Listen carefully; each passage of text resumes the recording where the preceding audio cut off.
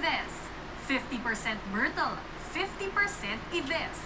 100% sinubaybayan ng sambayanan ang kanilang kwento sa loob ng bahay ni Kuya.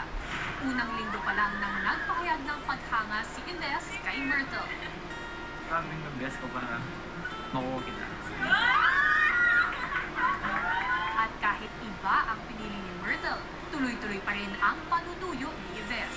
I can wait forever. Ayaw ko kasi mag-boyfriend.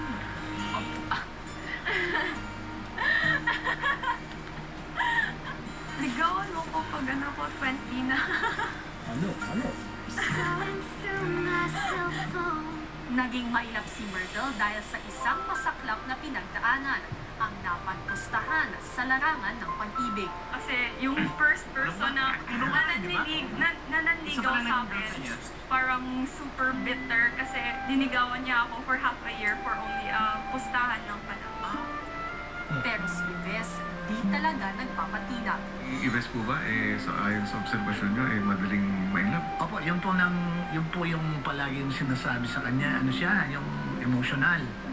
Pag nakitang mahal siya ng isang tao, madaling mahulog yung loob niya at madaling makuha yung tiwala niya. At kahit nahulog na ang loob ni Myrtle sa ibang teen housemate, nakipagsabayan pa rin si Yves. Ang di alam ni Myrtle, may espesyal na taong naiwan si Yves sa outside world. Hi, boss. Happy monthsary. Sana ngayong monthsary, ikaw yung kasama ko. So you walk into the room, don't want to talk to you. Ibang wanted me to Sorry kasi namin ng best friend ko eh. Okay. Hindi mo best friend kami. Tapos ikaw, hindi lang kita kilala. Pero masasabi mo, matumbang ka sana sa puso ko.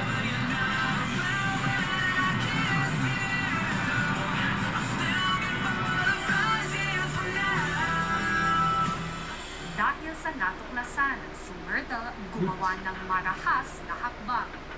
Because there is a girl waiting for him in the outside world. Second, because I think he needs time to further understand his true feelings. And lastly, because we need time away from each other to think.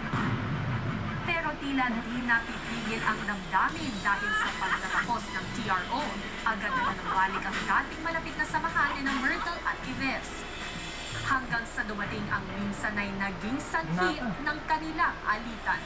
Since first year high school po ako, best friend ko po siya. Boyfriend ko po siya.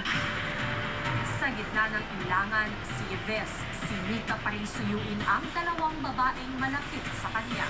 Sina Myrtle at Kim, pinagharap na ni Kuya.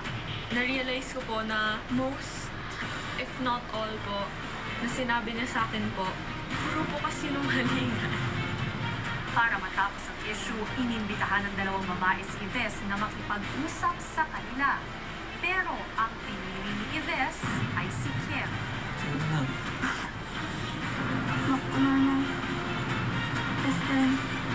Napakaduwag.